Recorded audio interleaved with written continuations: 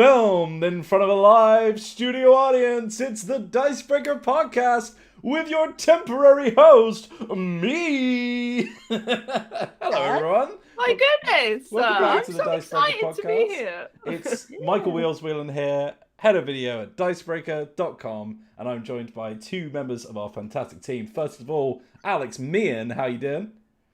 I'm alright, yeah. It's good. It's a sunny afternoon. Yeah, it's relatively sunny. It's a little bit of blue in the sky. Still colder than a witch's tit. Whoa! That's what they say. Alright, That's what they say on Witch Tumblr. Yeah. And we've also Yeah. got Olivia Kennedy. How you doing, Liv? Hi there. I'm doing pretty good. I would say I'm probably around about like the mouth of video.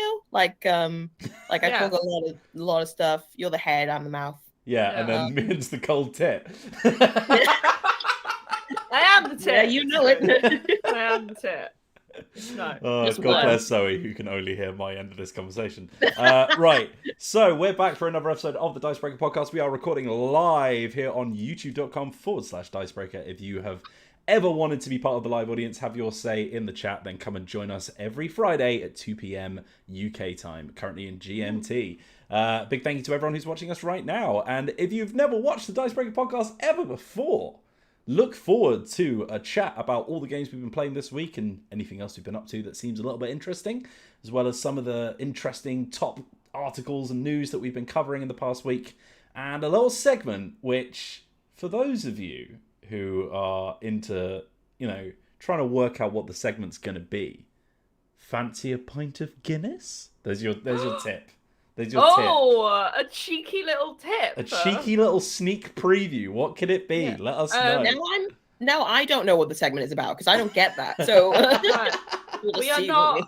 Disclaimer: we are not sponsored by Guinness. We're not. No, I I wish we can't were. drink beer, so it would be bad for me to be sponsored by a beer.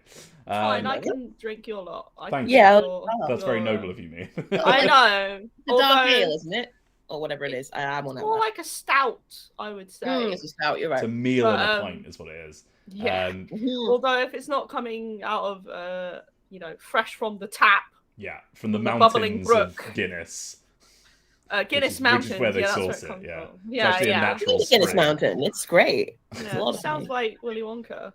That Yeah. that too makes Guinness. So there we go. I will quickly say, if you've got a question for us at any point, Yeah.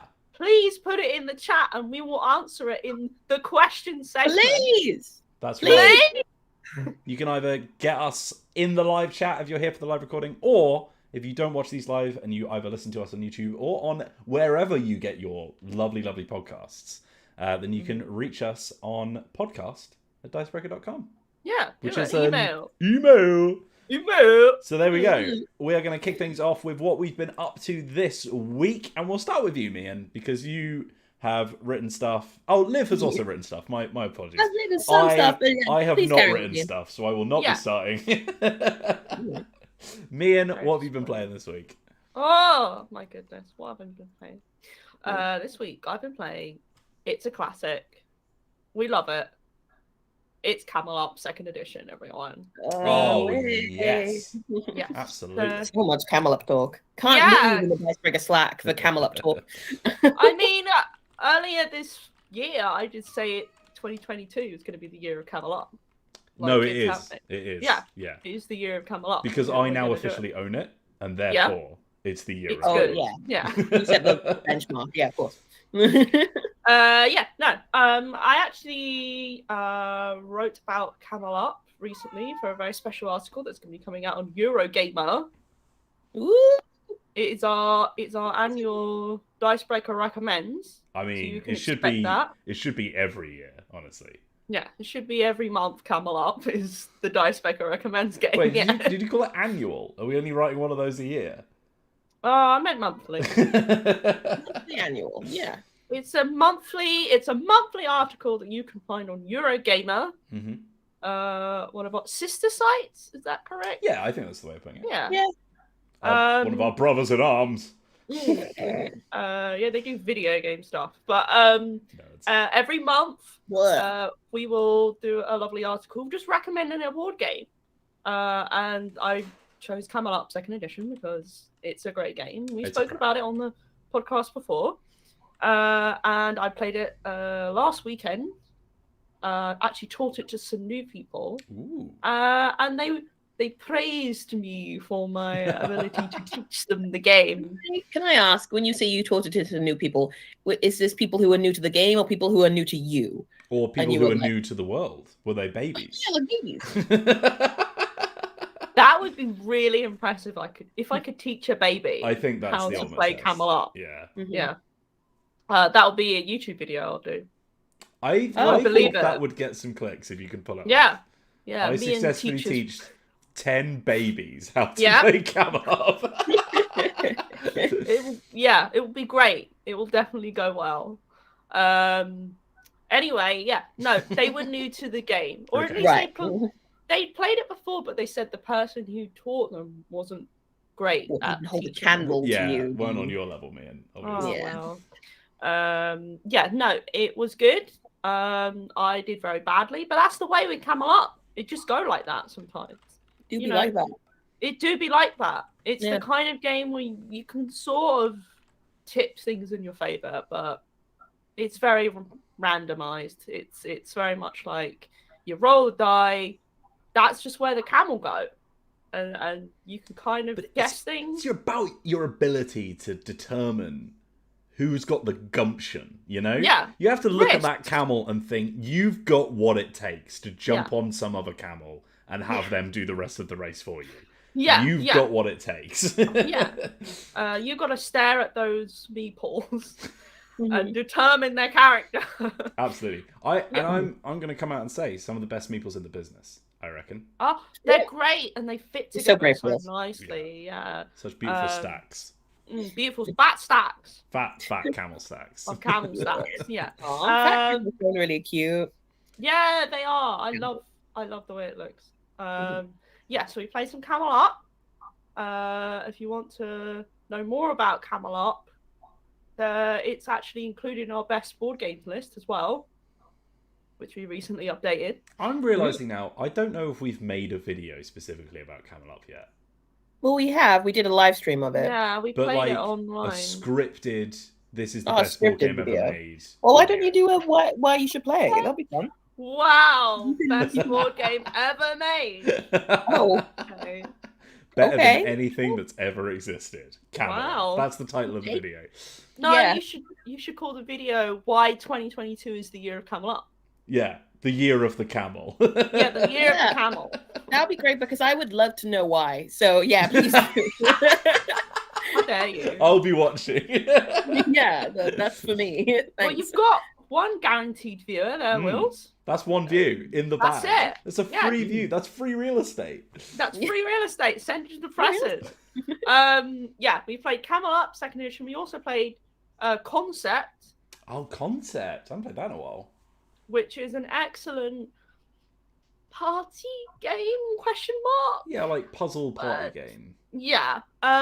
It's interesting. It's a game where someone is trying to get the other players, or if you're in teams, the player in your team, to guess a concept, which could be like a person, or like a film, or sometimes if you're if you fancy being punished, like a statement, like a phrase or something. Okay. Those ones are so hard. I don't think I've ever attempted to do one. But and you put the sticky note on your head, or am I thinking of? No. Okay, right. You have like, correct me if I'm wrong, man. You have like little coloured question marks and tokens and stuff, and it's like a big board, full of like iconography that you can kind of interpret however you want. But that's how you give your guesses, right? So yeah, it's like a big board with various images on it. And the images, there's actually like a little card that tells you what the images kind of represent, but they can also be viewed like in a personal, subjective way.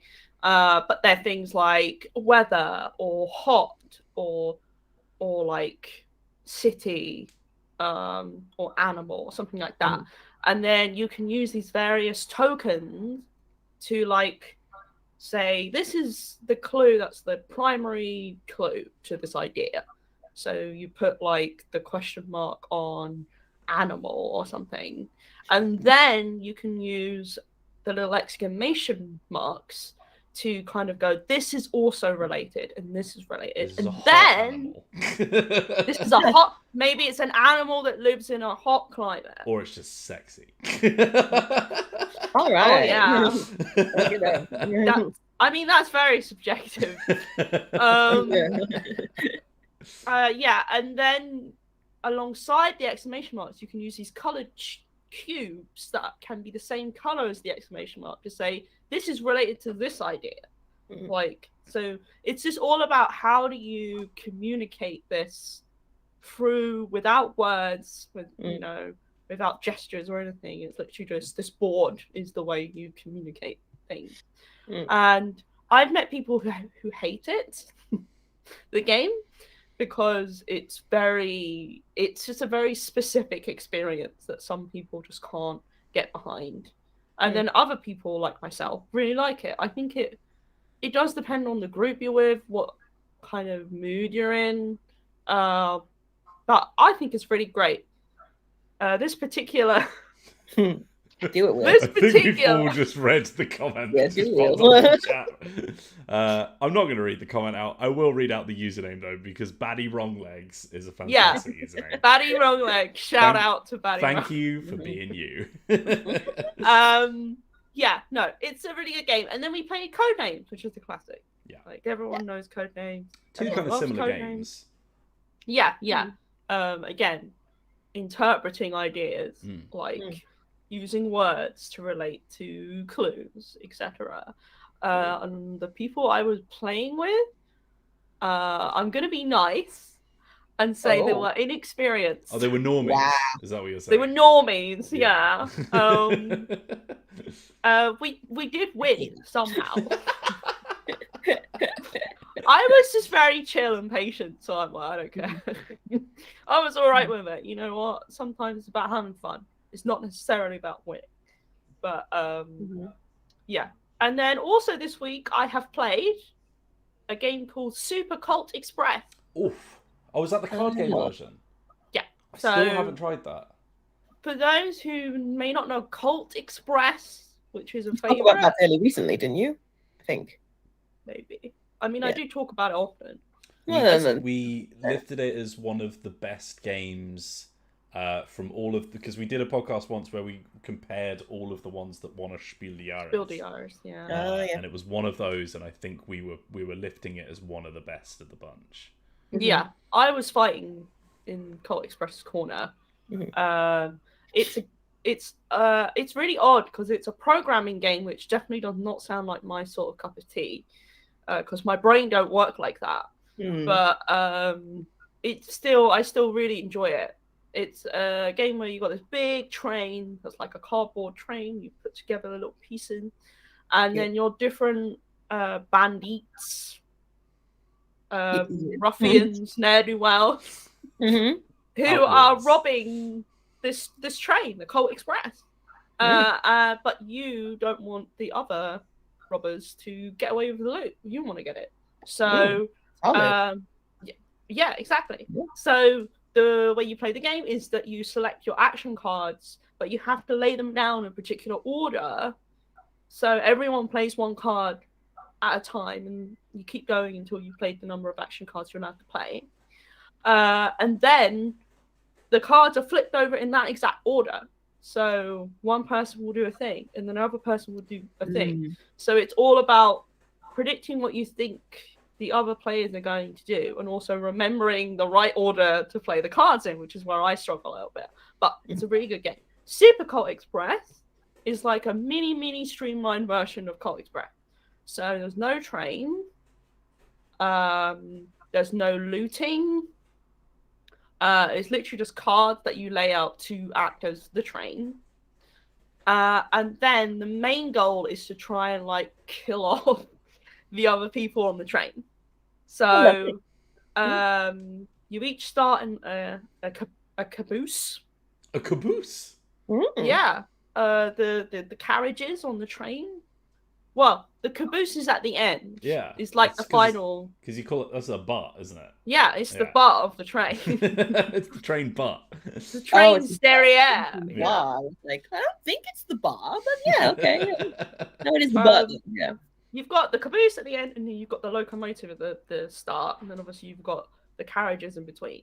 And then you play cards to do action, and again, but you don't play them all in one pile together. You play them in your own piles. Although you still have to play them in the order that you want to do them. Okay.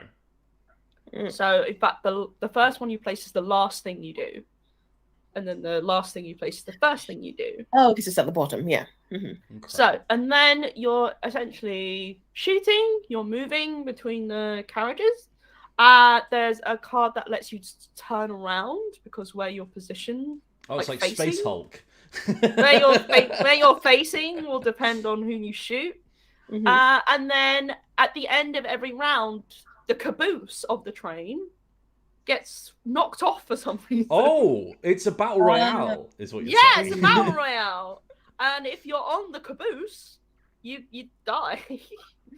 Oh. We played an Arkham Horror level that was like that.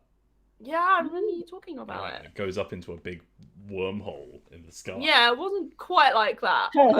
I reckon they should have added a wormhole. I think that would have Yeah. been in theme. When you think about it, everything is a wormhole, really, isn't it? So, like, it My probably- mouth is a wormhole. Yeah, sure. Yeah. Is there a worm in Yeah, that's where I keep my there? worms. You think that's a tongue? No. No, it's just lots of worms all working Oh. together. It's just too much at the moment. My mind is being blown. You're giving me multiple revelations. Yeah, but also if basically if anyone manages to make it to like the locomotive right at the end as all the cabooses are gone, if there are multiple people left, then whoever got the most loot wins.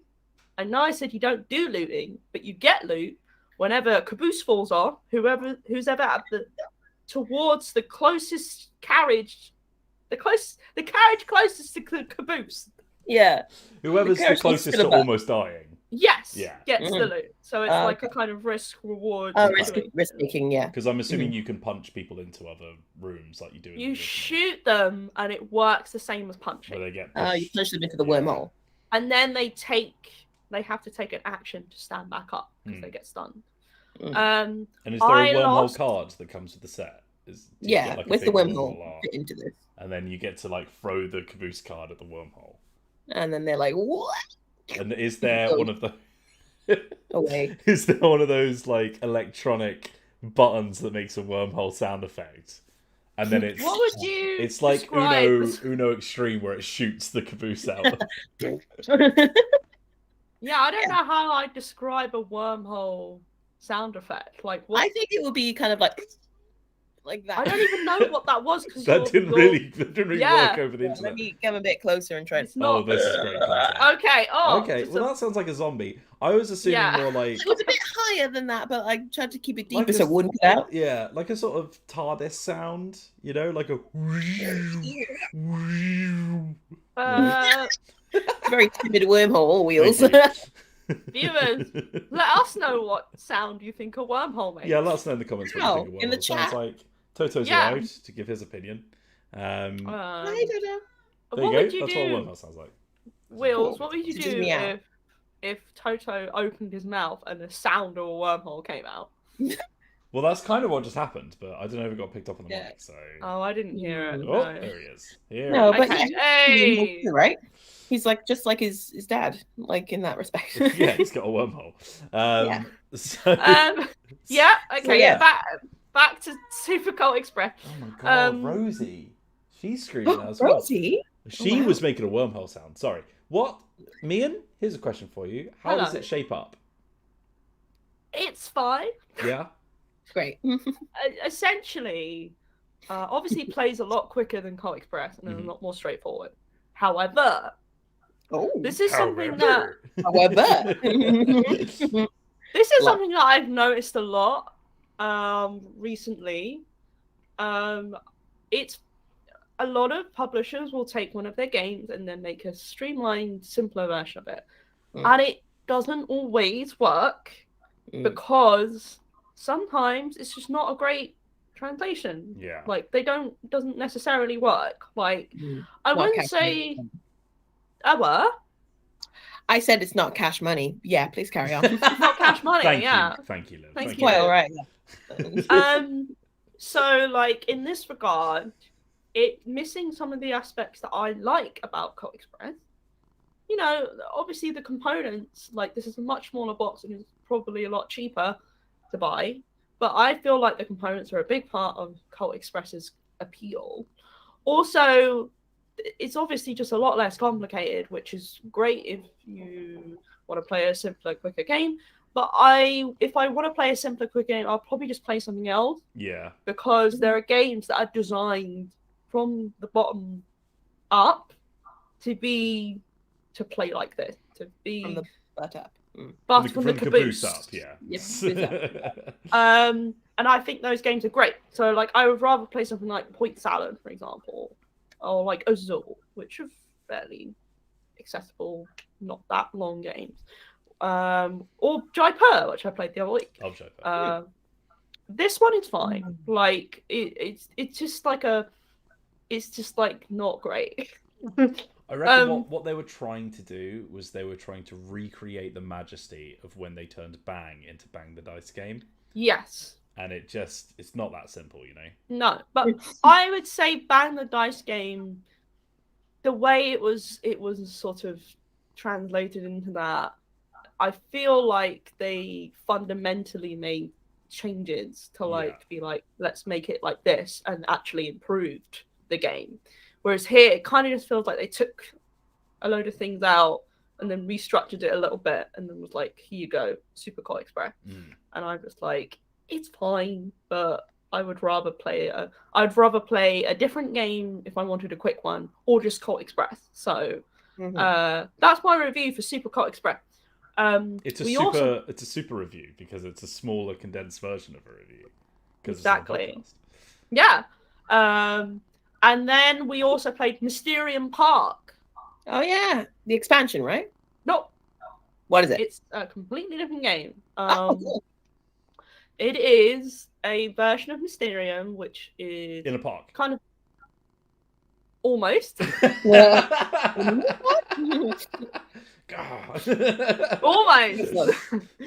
It's in like it takes place in like a carnival. Okay. Yeah. You'd put a carnival. A spooky park. Yeah. And it's I love a spooky park. Again, like a more stripped down version of Mysterium. But that's entirely cooperative, so you don't have that bit at the end of the English language version where everyone's competing against one another to guess the right combination of person, location, weapon. Here, it's people are all working together because you can't advance to the next stage until everyone's made the right guess. So here, you're actually picking the people who were innocent, so not the culprits. So you still have a ghost, you still have cards that you need to interpret, but here you're not picking the suspects, you're picking the innocents. So the ghost of the manager, the ghost manager of the spooky carnival is dead. Well, the ghost is dead, yeah. But they're like, oh, I need your help. Come to this horrible spooky carnival and find the person who did this. But I'm going to show you what relates to the innocents. So you still get the cards on your turn. You pick the location first. And then once you've all managed to pick the right thing, you pick the person first.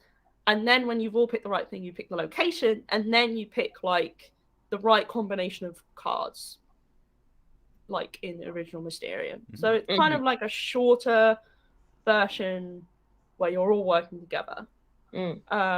And you've got some new cards, really interesting looking illustrated ones.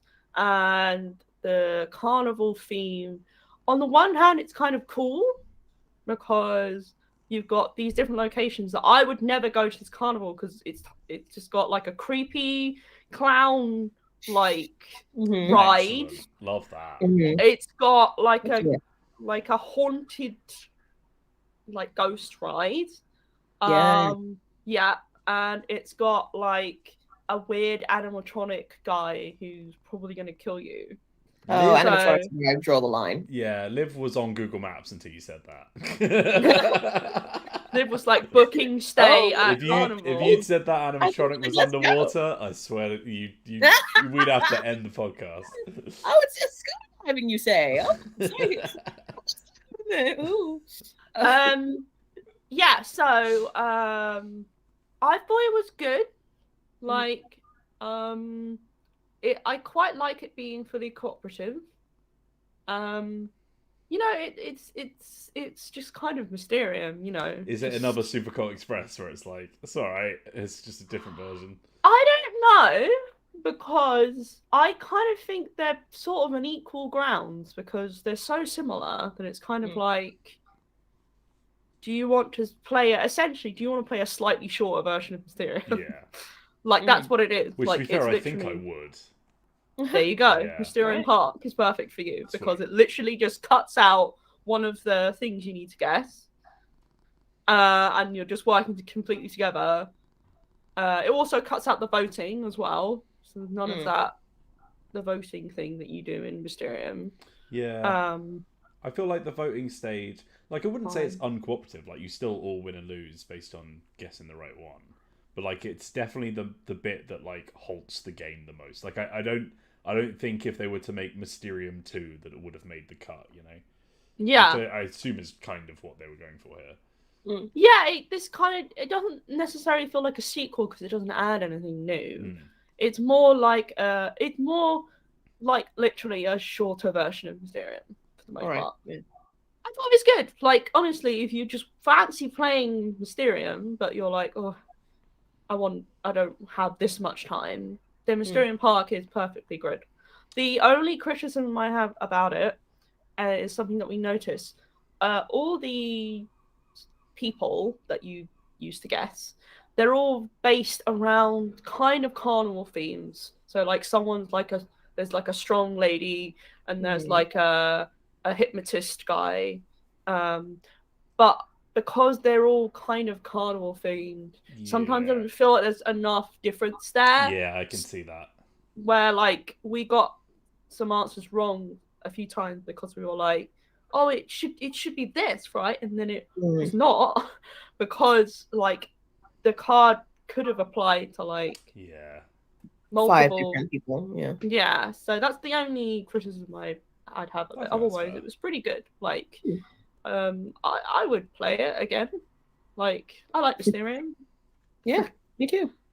Yeah, that's it. Other than that, I've now watched Encanto 4 times in a month. I still haven't touched it yet, but nor have I. Probably will watch it. This time we watched it in Spanish. Excellent. Oh, cool. There you go. Would you say it was better or worse? I liked the English language version better just because I can sing along with it.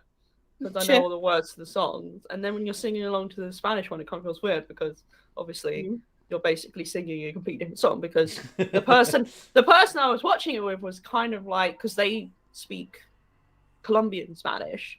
So they were like, oh yeah, the song is actually like really different because they have to fit it within the same like an anime dub where they're like, I have to fit this like 40 syllable English sentence into a 20 syllable Japanese sentence that's being said.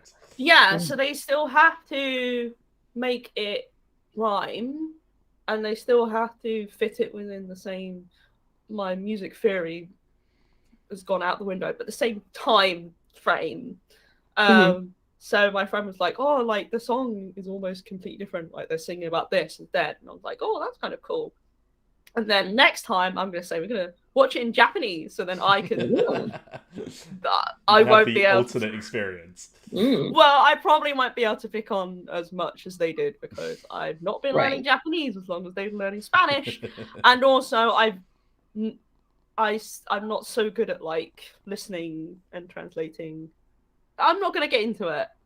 because it Sure, will take a yeah. while. But yeah, Well- Japanese is funny. It's got loads of different versions of Japanese that people actually speak. So Yeah. Yes. All There right, you well, go. let's see That's what we what I've can been get doing. into as we switch our perspective over to Liv Kennedy live Hello. from the comfy chair. the comfy chair, everyone. Hi, Might thank need you to so like much. push your So- camera down a bit as well. You're getting a It's lot of fine. window. There we go. There's the comfy chair. The comfy chair. It's me, and it's the comfy chair. Hello. What have me and the comfy chair been up to? Well, honestly, not much. I wouldn't expect it from the comfy chair, to be fair. But Yeah, no, we've been chilling. Yeah, no, I it's been a bit of a busy week this week for me. Like I went home to my parents last weekend. So I was away in Wales for the weekend, and so there was a lot going on. But something that you played yesterday on the channel wheels, yeah. which is Blood Bowl, is something that I've been 3. having a little look at. Blood Bowl So free. I'm assuming Free. you're new to Blood Bowl, Liv, because you were I new am, to definitely Warhammer new. when I introduced you to that. What did you think of it? Did you do the tutorial? I did do the tutorial, yes. I wish I'd done the tutorial because I've forgotten a lot of it. Yeah. I wouldn't say that the tutorial like really super helped. Like it's like honestly, my approach is just keep clicking until something happens. Yeah. So that's kind of where I'm at with it. But I think I got enough insight to understand a few of the more confusing things, like the fact that if you want to blitz, for background for anyone who doesn't know what Blood Bowl is, it is a Warhammer game that is basically like American football, but with all of the classic like Warhammer like races, like elves and orcs and whatnot. And Or- it's an absurdly violent version because like you can Yes. literally kill people. Yeah, no, they get knocked down. There's an option to, like, when somebody is knocked down, like you literally kick them while they're down and you try and get them out. And sometimes the referee will be like, hey, you can't do that. And that always happens when I do it. Not when anyone else does. You're like, Um, ref, look over there. Oh, it's Blood Bowl. Yeah, and there's also like an option to like argue with the ref when that happens. Yeah, And you can protest the call, right? yeah, exactly. Once again, never works for me. Well, you get like a 1 in 6 chance. So funny story on the stream yesterday. I don't know if you watched it. Yes. The dwarves were the new faction. So this is like a pre-release beta for the third edition of the game. I used to play number 2. Like I played a fair bit of it and really enjoyed it. So I was quite excited for it. But I hadn't played it in so long that I'd forgotten all of the intricacies of it. So when I came to number 3, I was like, oh, we'll play as the dwarves because they're brand new. They have a lawnmower tank thing Yeah. that they could put on the field. Saying. And I was like, well, obviously I'm going to have one of those. So we like completely sacked off the entire basic team to try and afford the super expensive lawnmower. Yeah. And it was only until I was like halfway through the second game of using it that I realized that it's against the rules to have a lawnmower tank. So after like the first, they call it a drive, but basically like when you hit the first break in play, like after a goal or something like that, the ref sends them off. So, like all of my money had been invested in this giant tank, and the ref was like, "All right, on the sidelines with you then." After like 10 minutes, and I didn't know that was a thing. I didn't. Why know do that they was a let thing. them on the pitch then? Why? You can get away with it for like one thing, but then as soon as the thing ends, the ref will be like, "Right, by the way, you're not supposed to have that." I mean, like, see that in the first instance, ref. You know, like that. Or if the game had given me a warning, that would have been nice as well. Sure, that'd be pretty cool. Yeah, and you played as the dwarves, didn't you? Yeah, you just said. Yes. I was playing. I'm playing as the elves, obviously. Disgusting. How dare you? Yeah. Fancy boys, actually. Fancy Very boys. fancy boys. So we made a Dicebreaker faction. I had people from the chat were the names of the players. All right. And we also made them pink and navy. And we had the emblem was called Iron Breaker, so we used that one. Nice. And then we called them the Ball Breakers. Oh, wonderful. Yeah. Such synergy. Amazing. Maybe we should have Ball Breakers versus Fancy Boys, the ultimate. Yeah, I think that would be great. Oh, do you what was your like tagline again? Like your motto? Oh, what I wanted it to be, Mhm. which I didn't have room for, was we came here to break balls and paint miniatures, and we're all out of miniatures, or something like that. Yeah. But there was nowhere near enough character room. So in Shame. the end, I think I put it as we painted our own outfits or something like that. Amazing. Ah, nice. The fancy boys motto is, "Oh, I do love a good romp on the pitch." Oh, I do love a good romp on the pitch, Daddy. Oh my god, Liv, I love this team so much. What do they do? Do they like I'm they assuming sort of- like every single one of them is someone that Alex Meehan has had a fantasy anime crush on. A lot throwers and little catchers, probably, yes, I would assume. The thing is it depends how these fancy boys roll, I guess. Because I wouldn't want to assume anything. Oh, I see. No, yeah. They're very sexually fluid. It's fine. Wonderful. Because I wouldn't have a crush on your fancy elf boys. You love a good romp on the pitch, man. That's wonderful. I would love to romp with them. Great. Alrighty. Sign me up. All Okay. right, I'll let them know. How do they play football then? What's their thing? Do they like distract people? They're very agile. Yeah. Oh, okay. They're good at like squeezing past people. And, Okay. They can, not very good at throwing or catching.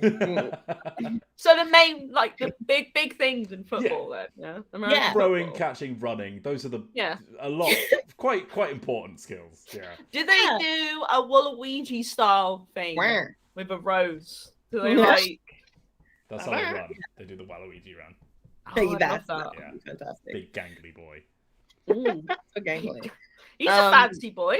Yeah. Sometimes. Absolutely. I mean, he has a rose. Right. So. Okay. Well, I mean, So, you know. I'll make more often. Maybe. But yeah, no, it's it's the dice rolls are a lot. Yeah. I got some bad luck on the stream. Oh dear. But Yeah, Matt. That's Warhammer, isn't it? Yeah. Matt was saying is kind of the general air of it is kind of stupid. So like if you can get behind the stupid, then like you know what you're in for. Yeah, it's the same as Camel Up, right? It's like you're not going in expecting to have like a tactical breakdown of every single move that you're doing. You're just like, let's hope this works, you know. Sounds great. Yeah. It's fun though, yeah, I like it. And the graphics are great. Like it's the design and stuff is lovely. It's good. Yeah, no, it's like the sweeping shots of like the stadium and stuff. I got real vibes of like the Quidditch World Cup game from like on like PS2 or whatever. Which I'm assuming you played a lot of. Oh, but yeah, I was never good at it. I didn't know how it worked. Yeah, cool. But yeah, no, it was Blood Bowl's good. I'm gonna hyper focus on it for however long, for sure. So it'll be great. What else have you been playing, Liv? Well, and as well as that, I have played a little bit of D&D. As you all want to do. Yes, exactly. Me and my partner Chloe is now in the Witchlight game that I've been playing. You've sucked her in. You've lured her in. I didn't even do it. It was my team. They were like, "Hey, does Chloe play D&D?" And Unlikely story, Liv. You absolute son. It wasn't. Yeah, it was my DM. Don't at me. But yeah, now she's a part of it, and she's playing a fairy barbarian or Bartharian. Nice. And Bed Bath and Beyondarian. Yes, lovely. But yeah, she's just very small and very like sturdy and angry, and it's great.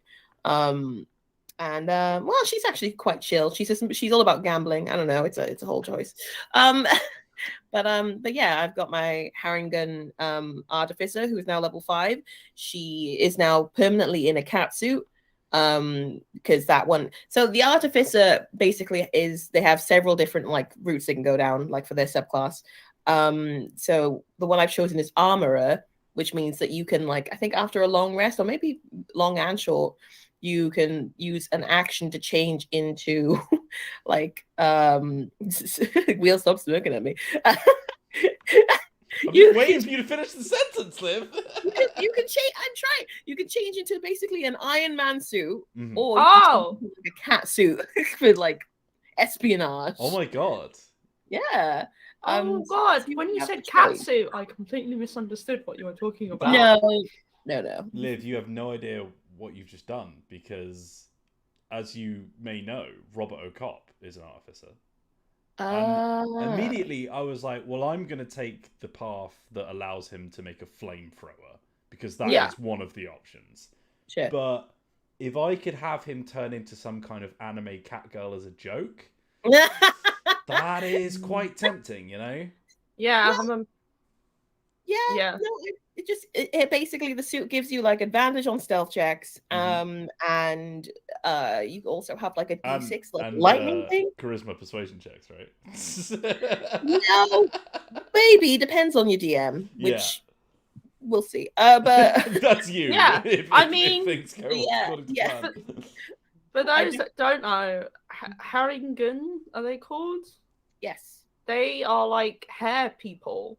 So this is a very this is an interesting thing where the hair person is wearing a tight catsuit. Like we did have a weird scenario yesterday where so there's a spoilers maybe for Witchlight, but I'll keep it vague. There is a person you meet, but they're not actually how they appear. Okay. So I had a bit of true sight placed on my character because she danced with some mushrooms. It's the very Feywild. So she had the true sight. She saw this person for what they really were. So as she's an artificer, she has spells. She cast Alter Self on herself to look like this giant demon thing that this person was. So it was a giant demon thing wearing a cat suit. I feel like I think I've seen that video.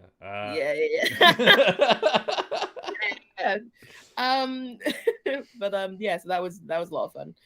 So it was me doing a really gravelly like southern accent, like this is what it looks like. So that was. You're also Southern American, are you? Oh yeah, no, she's just like a little.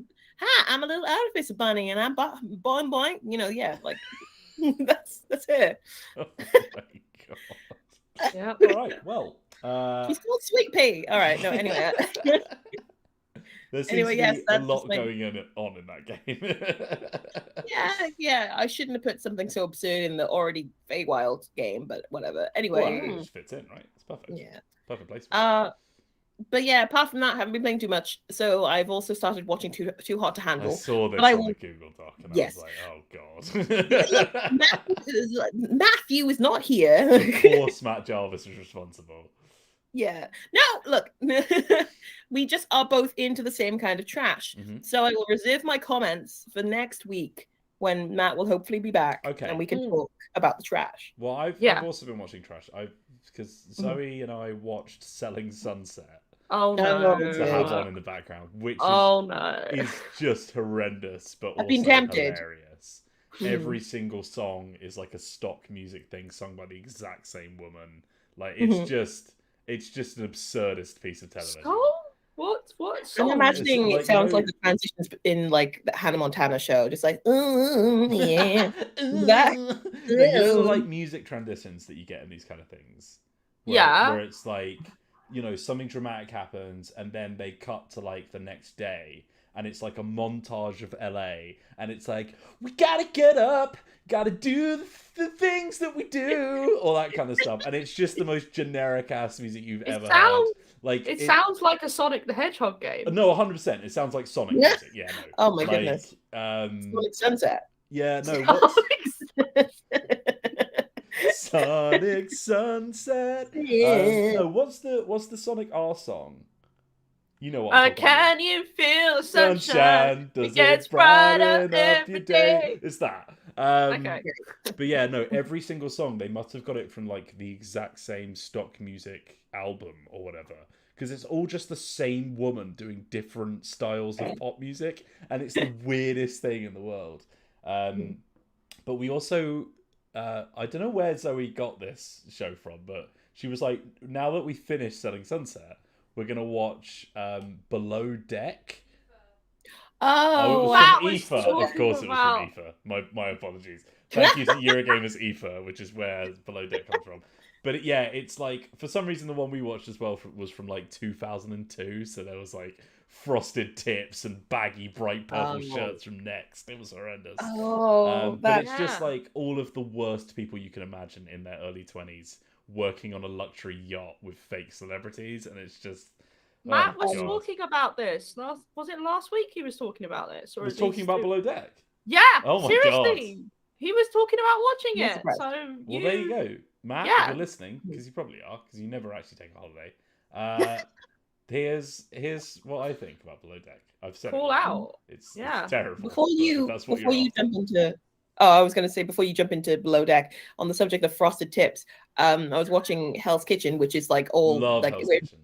it's so good. Love Hell's Yeah, that's the thing. We watch it constantly. Yeah. But it's in the 2010s now. Yes. And they took one of the chefs away, and because he won the challenge, and he got like a makeover, but it was a 2010s makeover.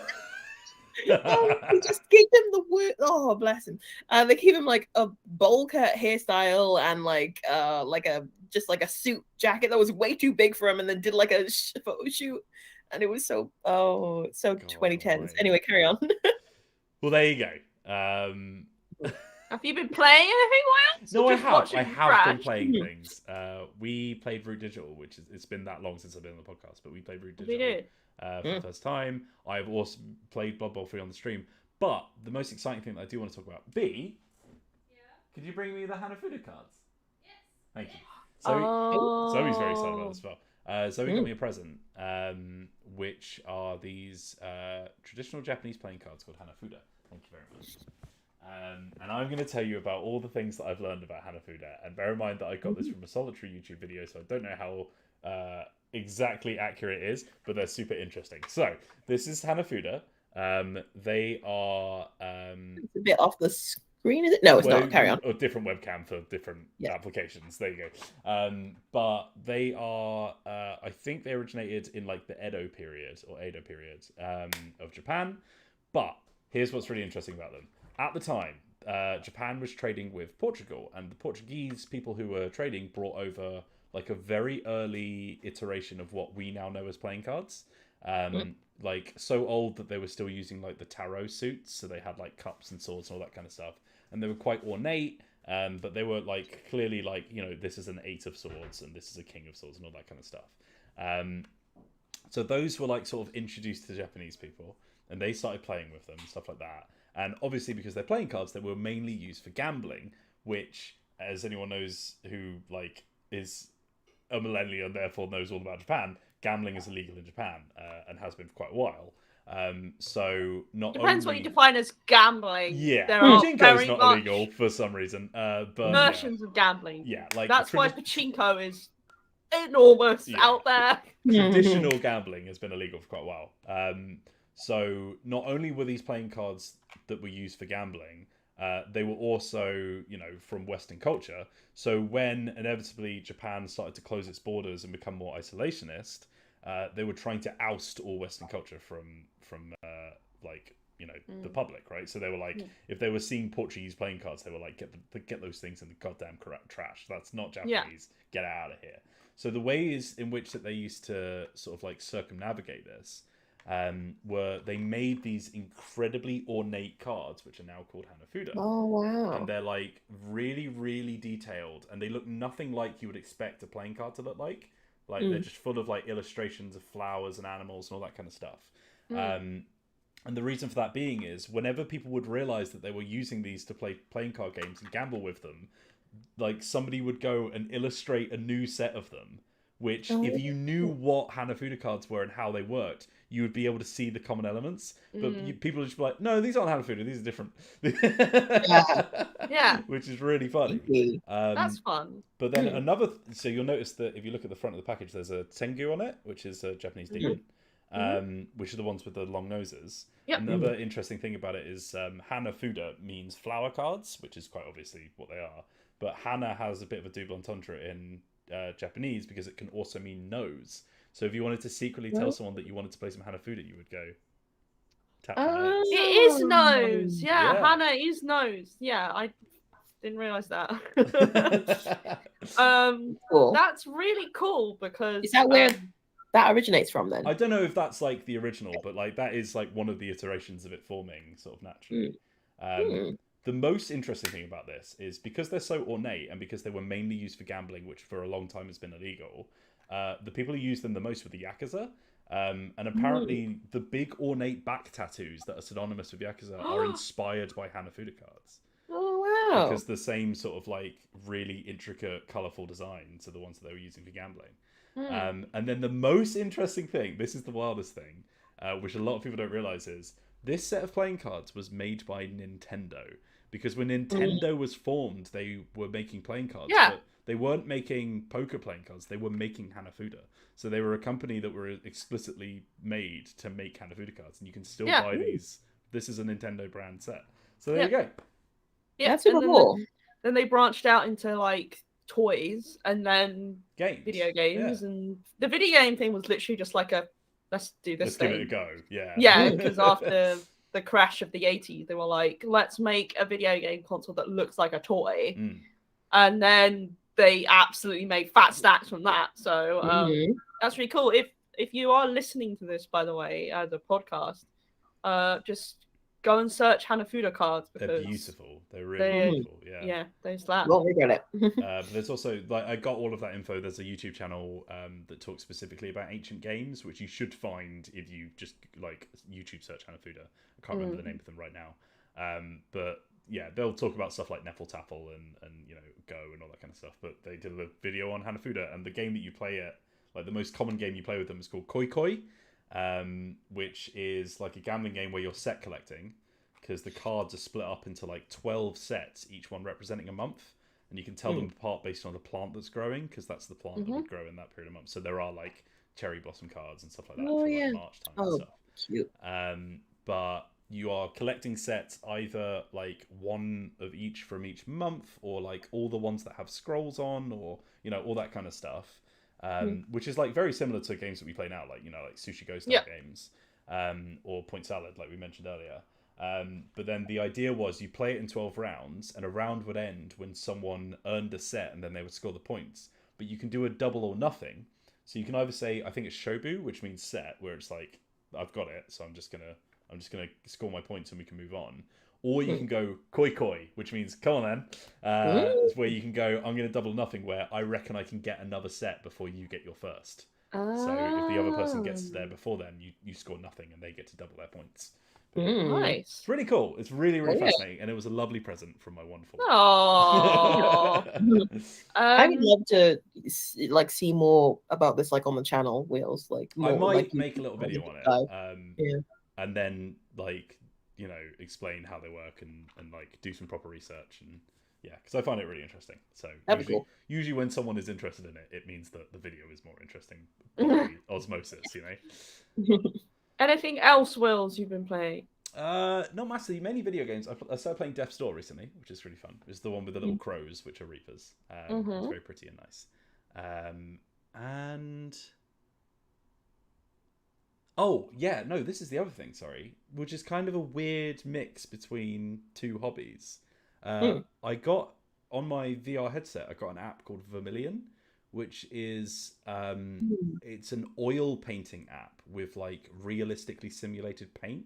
So, like, paint actually, like, builds up and blends together, and it, like, brushes actually leave real things, and you can, like, literally just, like, press harder to get different effects and stuff. It's really, really cool. And I've been painting on that, but it just like, it reminds me of miniature painting so much, because it's like, but it's this weird crossover where like I'm in a headset with controllers doing a little oil painting like I'm some kind of 14th century master or something. It's really funny. But yeah, no, that's just lovely, and I think you should Google it. It's really good. But there you go. That's all from me. Yeah, I will quickly mention, and this kind of leads into things a little bit. Liv and I, we have been both watching The Legend of Vox Machina. Yes. Which is the new animated series on Amazon Prime based on Critical Role, specifically Campaign 1. I have written an article about it you can read right now. Liv, What have As you of- done? As of 5 p.m. today, there will be a video on the channel that is a video review of the first 3 episodes. So yeah, definitely check that out. Tell your friends. But something that we will say is that they are very differing opinions, Yeah. and that's absolutely And fine. that's good. Because that is how critique is supposed to be. Yeah, Um, like my opinions on the show do not reflect Dicebreaker as a whole. They are my opinion. Mhm. And same with Liv. Yeah. Liv's opinions are hers. So if you want to get maybe like a balanced view of like Yeah, maybe watch the both. show, Yeah. watch Liv's video when it comes out at 5 o'clock today. Or if you're watching this later, go and watch it now. And read my article. And then you can just decide for yourself. Yeah. Yeah. Then you can make some t-shirts and be like Team Meehan, Team Liv. Oh, and it will be Great. like Twilight all over again. The modern day Twilight. Yeah. Mhm. Yeah, I get a picture of me and I'm shiny. Yeah. I've got Super like, shiny. yeah, I'm sparkling. Glistening. Yeah. We can Glistening. get you some body glitter. Yeah, I know. I've just covered myself in Vaseline. That's a different kind of glistening. Oh god. Mine Yeah, is just like a generic dog because I'm a werewolf. So it's not actually a dog. No, it's your like head on a dog's body. Oh, God. It's my head on my Shih Tzu's body. Quick, Yes. stop it before someone photoshops it. And then it's me dipped in Vaseline. It's you as Danny DeVito dipped in Vaseline from Always Sunny. There we go. Yeah. Oh, Lord. If someone That'll wants be to it. make that, I'm not in control of what you do with your time. So, Can I offer you a review in this trying time?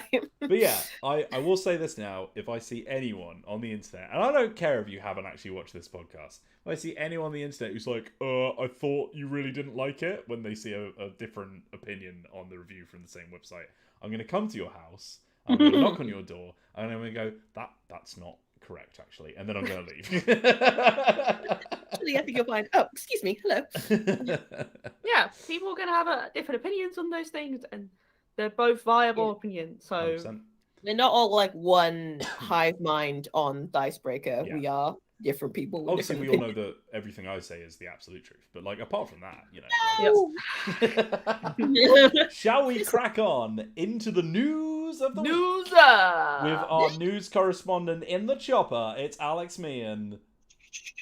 I'm in the chopper. Yeah. You're very excited about it. Yeah, here I am. Look, It's been years. if since I was saw excited every time I got in the chopper, then I would be exhausted. I thought the chopper was fueled by your enthusiasm. I hope not, because I'd be in trouble otherwise. Oh god, Okay. there's a new story about D&D. We're losing altitude. Yeah. So, hang on. Yes. Oh. Right. Let's start off with a breezy one. So, for those that may not be aware, there is an awards show below, like Essen Spiel. So, like, you got Essen Spiel, like the Spiel des Jahres, they're like the primo. And then you've got the As the Or, which are also pretty prestigious. It's like Oscars and BAFTAs. Basically, yeah. So the nominees were announced this week, and they've added a new category, which is also exciting. The nominees for like the main As the Or award, which is usually awarded to like an accessible family style board game, kind of like the main Spiel des Jahres. The nominees are Seven Wonders Architects, Which we played on stream. We did, yeah. Yep. I like it. I thought it was alright. Yeah. You can read about what I think about that game in an opinion piece I put out this week. Sensing a theme here, man. Yeah. I'm so grumpy. The other nominations for the main As the Or are a game called Carta Ventura Lassa, which I've never heard of, which seems to be a storytelling card game, and Happy City, which Matt actually talked about in the past, and he seemed to really like it. That's a game about building a little city and trying to keep your citizens as happy as possible, which looks cute. So those are the main nominations for the main as the or. You've got the new category that they've added, which they call Initiated, which I think is a really great idea because it's like a go-between between the as the or, which is like a very beginner-friendly, and the expert category, which is like hardcore, no scrubs. Intermediaries. It's like an intermediary, yeah. Hardcore, I don't want no scrubs. Yeah, I don't want no scrubs. Yeah. TL sponsored by TLC, yeah. The nominees for the initiated category are Living Forest, which I've never heard of. There's a game called Nouvelles Contrées, which is like I think it's French, but it's a game where you're exploring a library. And there's Outry, which we've actually spoke about before, which is the big fantasy narrative kind of driven game that I want to play and I've not managed to get my hands on yet. And finally, for the expert category, we've got Dune Imperium, which is a deck building game, which I wanted to play. Can't get my hands on it. There is a game called Iki, which is, funnily enough, based on the Edo period of Japan. And there's... Here it comes. Lost Ruins of Arnak, which I don't know if As or are listening right now. But I think we all know. Selection. Well, we know what the right choice here is. Don't we? Don't we? Look, you nominated Seven Wonders Architects. You're gonna throw me a bone. It's the baby category. Yeah. It should be called the rubbish category if that's in Whoa. there. Yeah, I'm saying That's calling very it mean out. to the other two games we've never played. Oh no, Happy City I'm sure is fine, and the other one that I can't remember the name of. There's also a children's category, which is nice, but you can read the article on the website if you want to know the exact detail. But the winners will be announced on February the 24th. Cool. So we'll see who wins. Yeah, keep an ear to the ground. Yeah. But Machikoro 2, we played. Oh, we did play Machikoro 2. We did do that. It was pretty good, actually. It was it was very similar to the original Machikoro. But at the same time, like it tweaked and invented a few new mechanics. Like the main thing that's different is the selection of cards. Hello, Toto. The selection of cards that you have available to you are not predetermined, so they are like a random row each time, which is kind of interesting. Leave that alone. Let him do it. Let him let him live his life. Let him He's going to topple this very heavy pile of boxes. Oh no, you won't. That's just asking for trouble. Yeah. Yeah, no, you're right. It's my fault. Yeah. Yeah, no, just a brief aside, because that was good. I like that. Yeah, I enjoyed it. Yeah. I've still not played the main Machikoro. Oh, really? The first one. Either, So it sounds alright. It's fun. Very chill. Like, I would put it in the Seven Wonders Architects category of the Asdor, for example, Yeah, I might get it. That's how much. Yeah, I really take on the office copy, because I don't know if we'll do much with it. But we've mentioned it on the podcast now, and therefore we have officially covered it. Should we move on to some salty news, Meehan? Right. Oh my god. Whew. I hope you got. Feel hard done by in this section. I hope you've got something to drink. Because keep hydrated. Things are gonna get salted. Yeah. So, I'll just sit back and I'll just leave you two to it. Carry on. No. Balanced opinions here. Look, we do have balanced opinions, and some of us are more reasonable than others about their perspectives. So, we are. Thank you, Meehan. Thank you. Let's get into it. So, in December, it was announced there would be a Dark Souls RPG. Yeah. And we sort of had a chat about it in the first podcast back. And we were all talking about, what do we think it's going to be like? Dicebreaker real ones will remember this. Yeah. Shout out to them. And we were, some of us thought that this is probably going to be a D&D 5e RPG because that is the most popular system that's out there. A lot of licensed RPGs use it. And there was precedent because it's Yeah. Steamforged Games who are making it, and all the previous RPGs they've done have been basically D&D 5e, modules yeah. for 5e, Yeah. including their animal adventure stuff. Yeah. And lo and behold, it was revealed this week that, in fact, yesterday, that the Dark Souls RPG will be using D&D 5e. Now, the reaction to this. When I made this thumbnail, I should have put angry eyebrows on the two of you. No, because here's the thing. I'm not angry because I expected this was going to happen. And I'm not even a Dark Souls fan. Like, I'm intrigued by the series, but it's not something I've ever really wanted to play myself. So let's get into it. Essentially, it's going to be using the D&D 5e system. Yeah. They claim, according to the press release, there will be, quote, unique Dark Souls mechanics. I don't know what those are because they don't tell me. Mm-hmm. So we'll have to wait and see what those are. There will be a hardback core rulebook filled with things to make characters, magic system, monsters, etc. And you'll be able to pre-order the game from next month onwards. I don't know what the exact release dates are going to be, but regardless. So let me just start things off, just gently.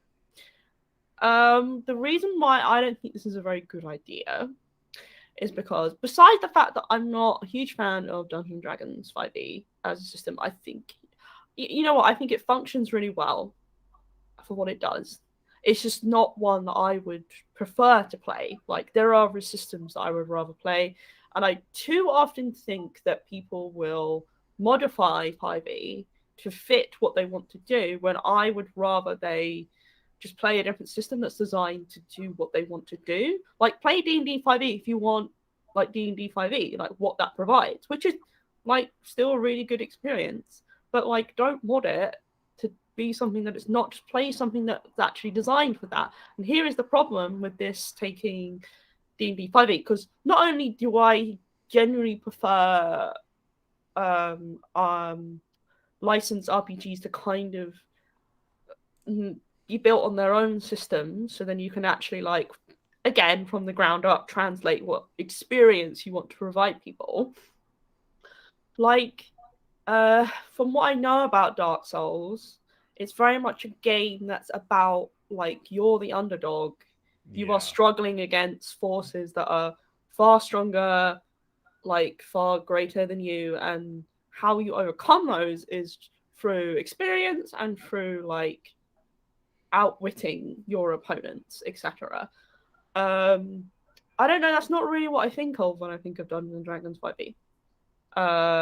It definitely is more of a power fantasy experience, I think, which is kind of like the opposite of what Dark Souls is. So that's my take. Who wants to go next? Yeah, I think, well, there's also the fact that, like, D&D is a very sort of, like, classic, it's built upon the sort of, like, grindy aspects of RPGs. Not in a way that I think you spend your whole time grinding, but in the fact that you get more powerful and do more powerful things, and, like, that is just, like, the feedback loop. It's like, you fight a monster, it gives you the XP, you level up, you get better, you fight a bigger monster, you carry on, you keep getting powerful and more powerful and more powerful, you get new abilities, you get new stuff. With D&D, with Dark Souls, it's like you said, Meehan, it's not a power fantasy, it's de-empowering the player. Yeah, it's not exactly, I'm not saying that, because I know that quite a lot of Dark Souls fans get annoyed when people just think of it as a difficult game. Because it's not just that, it is about learning from your experiences, and you don't defeat a thing by, like, getting a big level up and then learning a fancy new spell and then destroying it. Like, you defeat a thing by being like, oh, I remember that enemy's patterns, like, I remember how it works, I'm going to, like, adapt to that and use that knowledge to my advantage. I'm not saying, like, D&D is a game for stupids. I am just saying that... You heard it here first, folks. No, I'm not saying that, because obviously, like, you learn, you can learn an enemy's weakness, for example, and take advantage of that, etc. But like, I don't know, it's always felt more like a power fantasy to me, which is what often sells it to people. Like, it's an escape, it's an escapism most of the time. And like, I don't feel like Dark Souls is what that's supposed to. It's not meant to give you that feeling. Yeah, I find D&D as like a system where you're like exploring a world of wonder, and like there are like dark and gritty ways in which to play D&D, but I don't think mechanically it is like it's like Dark Souls is like oppressive and lonely and like contemplative a lot of the times. Like I don't know if there's any like mechanical relation between the two types of experiences that both of those games are trying to make. And the biggest worry for me, it's kind of nothing to do with the fact that they've chosen 5e. It's more like 5e is a symptom of the problem that I think Steamforge are currently having, which is Steamforge games. Like, I think they are very capable of making very cool stuff. Like there are streams on this channel of us, seeing enjoying the work that goes into their games and like having fun playing their games. Like, I was a big fan of stuff like Guild Ball and things like that before it got cancelled. But more and more now, I see Steamforge just kind of picking up video game licenses, putting something out very quickly, and then moving on. And like, I don't see much like love or passion going into them. Like it seems very much like we are the agency that you hire to make a board game adaptation of your video game. We'll do a big Kickstarter. It will be full of miniatures. Here you go. See you later. And I just like I don't see much interest in that. Like, I just, if you're not just a person who's collecting cool stuff for your video game, or like, if you're maybe quite new to tabletop and RPGs and stuff, and you're like, oh, well, I like Dark Souls, so I'll back that, and that'll be my first experience. I'm worried that players will then play this and think, well, this is, whatevs. I mean, I will quickly say that I wouldn't want the Dark Souls RPG to be like, here, welcome to your first RPG, kiddos. Like, this is your thing, because that completely undermines the point of it being like a Dark Souls RPG. Like, I would rather they commit to like the concept rather than Liv.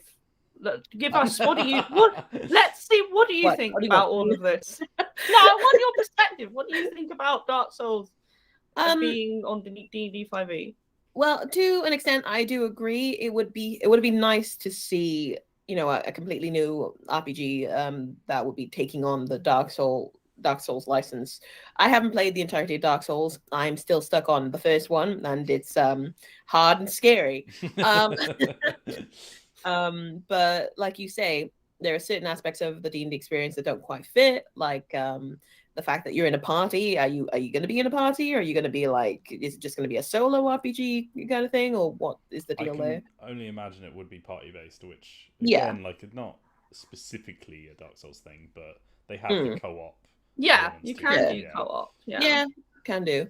But in terms of how they're going to work it, if there's like a bunch of stuff that's, they're using the 5e rule set to kind of simplify things, but they're doing a proper spin on it, like maybe it's more likely that you're going to die, like, like session to session, so you have to bring in the whole bonfire thing. How will that work? Like, I'm curious to see how they will spin it, and if they do spin it, if there are a good amount of spins on it, then I'll be interested. But if it's literally just like, here are some Dark Soul themes, but it's 5e, then I will. That's what I'm worried. That's what I'm worried this is going to be. Like, this is what I was worried it was going to be from the moment they announced it. Because I was like, if you think about it pragmatically, it really is the easiest thing to do. You don't have to build a system from scratch. Exactly. There's probably a lot of like streamlined way of doing it. There's probably a lot of monsters and classes that they can directly lift from the original setting. Like, I think it's a very like utilitarian way of building a Dark Souls RPG. I don't know if it's a very good one. No. And I think like it doesn't feel like a decision that's been made based on the fact that they think that is the perfect fit. It feels like a decision that was made based on the fact that they were like, should we do D&D? We know D&D. Yeah. But like the thing is as well, like if you're going to do that with an IP, make it D&D so that you can do more with it. Make it like, put the effort that you would put in to, make an entire RPG and do as much with 5e as you can. Yeah, like that would be the ideal. But yeah. I mean, the thing is, here's kind of what's frustrating as well, and a few people were saying this, like, Dark Souls is enough of a big name to get people to buy this. Yeah. Like, you don't need to use D&D 5e just because it's the most popular system. Like, a lot of people are saying this. It is the safest option, but whether it's actually going to be the best for the game is, again, we've not played it, so we can't claim it's definitely going to be bad. It might be great, but from my perspective, it's the case of, like, I wish they had either chosen a different system that they can that's more flexible and they can do more with, or built the system from scratch. Yeah. Go ahead. That? I was just going to say, I think somebody previously in the chat mentioned, like, maybe base it on, like, 4e instead of 5e. Like, something that would suit it a bit more. Because that's very, like, combat heavy. Isn't it? Yeah. But yeah, I just think that, like, I mean, as we said, right? Dark Souls is a big enough property on its own. Look at all of the other big adaptations that are being made right now. Look at Avatar Legends, which is powered by the Apocalypse. Like, I remember playing Dishonored RPG, which I didn't think was amazing, but like they used like a 2d20 system that was different. Like the there was an interesting RPG is going for a different RPG system. Like, I think we've gotten past the point now where everything has to be a D&D spin-off. So like now it almost feels like, well, you intentionally made a decision to make this D&D. It's not like you didn't have the information or the the wherewithal to be able to do something else. Like, from this point, like you've specifically chosen 5e, so like, why? And if they can provide me with good examples, a legitimate answer, then sure, sick, like all the power to them. But if it is just, well, D&D is the most popular and we know it the best, then it feels maybe a little disingenuous.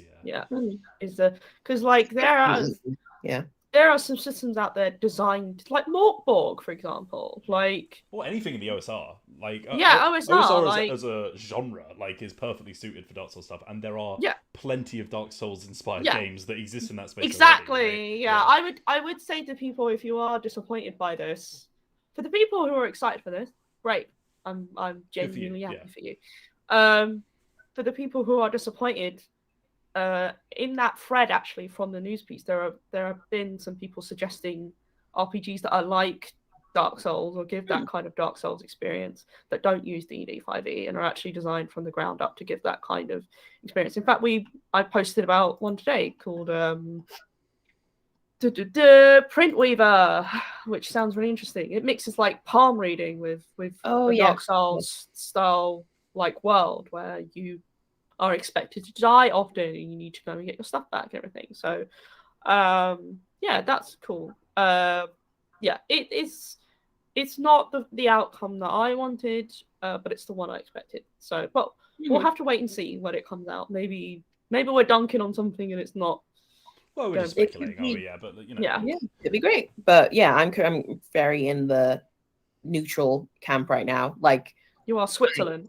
Yeah, like, it just, like, I'm not like, oh, it's 5e, yay, it's for me. But I'm also, like, I would like to see something different done with it if possible. But we'll see. I think at the end of the day, Dark Souls is a fantasy world with some very classic fantasy tropes. It does some cool stuff. It has a cool world, but if it's not going to really build anything interesting mechanically on the top of D&D 5e, like, you don't really need to buy that book to be able to play it, because you are just playing D&D, but in the world of Dark Souls, which anyone can do.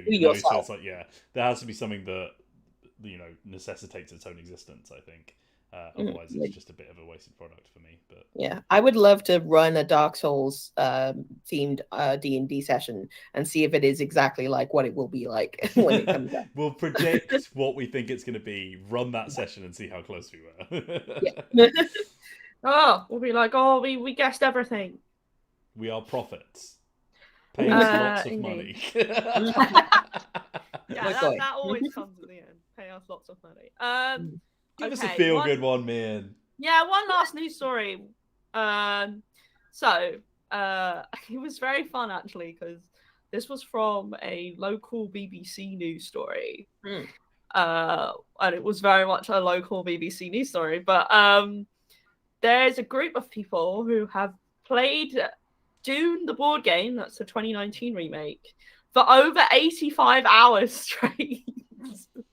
With little breaks sort of in between. Yeah. They were allowed Yeah. They were allowed like 5 minutes for every hour they played of Dune. And they were doing this one to break a Guinness World Record, which I think they did, although Guinness have not confirmed. Have a pint of Guinness. There you go, Liv. Have not confirmed whether it's been like, I don't know what you call ratified, I think is the word they use. But the previous record was 80 hours and they played 85. So they also raised money for Alzheimer's Research UK, which is nice. Which is great. Yeah. Along with Herefordshire Mind, which is Herefordshire. a local charity to support mental health. So, but yeah, it's very interesting that there's this group of people played 85 hours, in fact, 85 hours of Dune because they wanted to finish the game. I was going to say, if you'd gotten 85 hours in, you'd be like, well, we should finish it, shouldn't we? They managed to fit in 79 total games of Dune. Oh, Yeah. Jesus Christ. Yeah. So, in light of that, I thought it might be good for us to do a segment based on this called Dicebreaker Presents. Oh my god, you've named it. The unofficial, not affiliated with Guinness, but board game world records. Da, da, da, da, da, da, da. Hello, everyone, and welcome to Dicebreaker Presents, the unofficial, not affiliated with Guinness Board Game World Records. It's great to have you back. I'm joined by my co-host, Alex Meehan here, who is looking lovely in her long gown that she's wearing right now. Look how long it is. Yeah, look at beautiful. my gown. I was confused at whether or not you were lifting your jumper to reveal another jumper underneath. Like when they take Kane's mask off and it's still on underneath it. I don't know what that is. Never mind. I assume it's a wrestling thing. It is. My guess. It's right. Right, yes. It's great to be here. Liv is here as the other assistant. I'm in the back, just like what? You're in the back. What? Whatever that is, yeah. Gillis affiliated whatever this is. What? It's in the podcast document, Liv. Oh my Whatever. god. You're really ruining our branding. So I thought it'd be fun for us to pick what we would be willing to play for 85 hours. Okay. What do we think, everyone? Yeah. That's a tough one. Also, It has to be a people board in the game. chat. Yeah, it's got to be a board game. Yeah, it can't People be in the RPG. chat as well, you can play along. What board game would you be willing to play for over 85 hours for a world record? I feel like it has to be something, one, that isn't like pre-generated content, otherwise you'd eventually run out. I guess you could do Gloomhaven. There's probably 85 hours worth of content in Gloomhaven. Possibly? I've not played it. But... Maybe Frosthaven, I think, is maybe bigger. Yeah. I reckon you could maybe get away with something like that, but I think you would want something like systemic and open sandboxy to... Like, I'm assuming they picked Dune because it's, like Twilight Imperium. It's like, it's one of those big... It lasts long, so it doesn't feel like you're restarting every 20 minutes, which I think would be hellish. Like, you want it to last long enough that, it feels like it's been long enough since the last time you played. I will say, though, the fact they managed to fit 79 games of it in there is impressive. Pretty adept. I mean, at the very least, you would be quite adept at it after that many hours of playing it. But yeah, it's think... also the kind of game where a lot of it's built on some randomized elements and also like play interaction. Yeah. I think that's also important. Like a kind of game where like things will be pretty different every time because, you know, a randomized element mixed with like an action performed by a player would be like, oh, something like, oh, okay, here's a new situation that we find ourselves in. So for that reason, even though I haven't actually played it before, I think I would pick the War of the Ring. Okay. Because that is a good example of, like, you know, it is a meaty board game. You'd probably only get like 10 games in. Bloody hell. If you know, especially if you cram it with enough expansions. Yeah, meat's back on the menu, boys. Yeah. What about their legs? They don't need those. Yeah. What I'll throw in a little hazard into the mix, Wills. Yeah. What if you were playing it with Matt Jarvis? Well, that's perfect because he already knows how to play. Well, And no, he- but then you have to deal with his many obscure references Yeah, but to this the is Lord the of the thing, Rings right? franchise. If you spend enough time with anything, you become an expert. So not only would you have the element, I think Matt Jarvis is a perfect playing companion for this. Okay. 'Cause not only would I have the element of, you know, learning how to play War of the Ring, then eventually getting good at it, and then eventually getting so good that I can trash him every time. Yeah, But yeah, also- every time, yeah. You would have the element of him slowly drip feeding me all of the stupid, meaningless lore that he's been building up in his head, Lord of the Rings space, for a long time. Yeah. To the point where I can then recite things, and then I'd finally, much like it's now happening with wrestling, I'll finally understand what the hell he's talking about more often. And I think that's going to be a really powerful experience for us both to go through. Yeah, you'll definitely have changed by the end, I Yeah. feel. Yeah. I would have gone on a hero's journey. Yeah, I will also add, he's also just a very nice man. Yeah, he's just a good person to spend time with as well. Yeah. I would like to mention that a retro futurologist in the chat says 85-hour happy salmon, and I think that's pretty good. Oh my god. That would be like a training montage in a Rocky movie. By the time you come out, you'd be like 4 kilograms heavier with muscle. Because you'd be happy One salmon arm, with the though. best Yeah. of them. They're like, oh, you go to like a bodybuilding contest, and they're like, how did you get so immensely ripped? And you're like, 85 hours of happy salmon. Yeah. 85 Let's just hours. say I consumed a lot of fish. Yeah. You're like, go and buy my fitness, my bodybuilding tape, like now, and it's just how I got ripped through 85 hours of happy salmon. How I did it. Yeah. How I did it, yeah. My Great. story. My happy salmon story. Sold to Grazia or something. Yeah. People are also saying Monopoly. Well, I Bell think was it's a saying joke. there's already a record specifically for Monopoly as well. Is there? Someone's Oh, saying God. Root, and I think there's enough expansions with Root as well now where you could get enough variants game to game. That's I would another probably thing. pick Root, to be honest. If you've got one of those big strategy, I think you're going to end up playing a big strategy game regardless, because those are the ones that take all the time and they have the most variants. But if you've also got ones that has like modules that you can swap in and out, and then all of a sudden, you know, each game could be slightly different.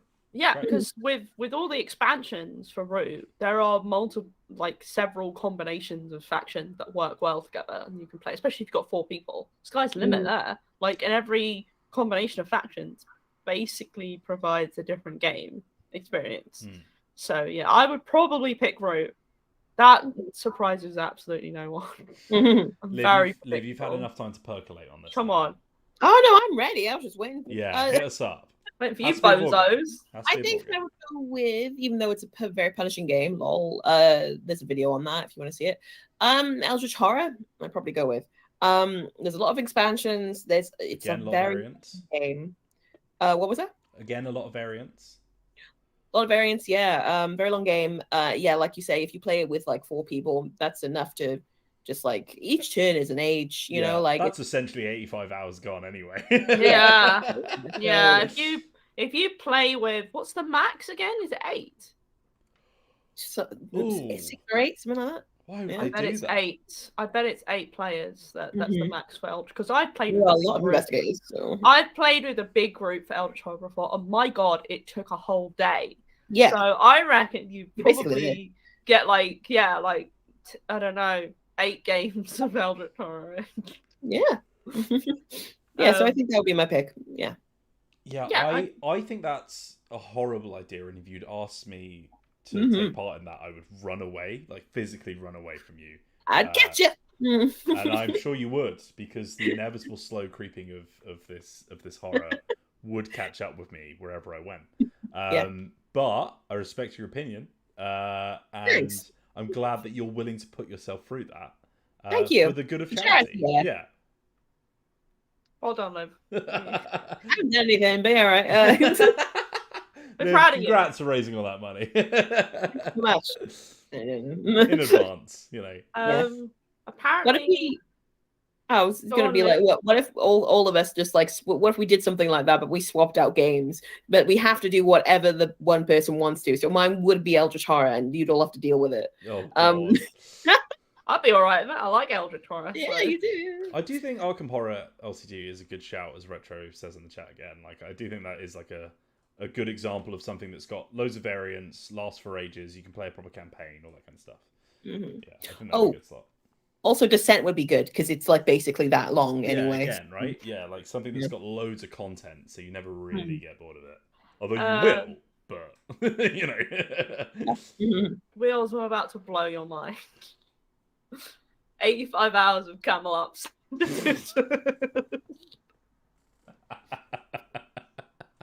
Two idiots. Here's an idea though, man. Here's something to really, really make you think. Okay. First 42.5 hours. Right. Camel Up First Edition. Okay. Second lot of hours. Camel Up Second Edition. But like so Camel Up First Edition is more boring than Camel Up Second Edition. Exactly. So you look forward to the second. Exactly. So you're like, oh, you know, like I like Camel Up, but this isn't quite the Camel Up experience I want. I'm looking forward to 45 hours from now. Yeah. When we get to improve on things by swapping over to Camel Up Second Edition. Because we're still technically playing the same game for 85 hours. Yeah, I guess we're just playing essentially a rules and component quality variant, you know? So, yeah. Addy Wrongleg said in between Camel Up off season. Yeah. Which just is Camel literally Up the off season. series. Yeah. Yeah, it's the off season.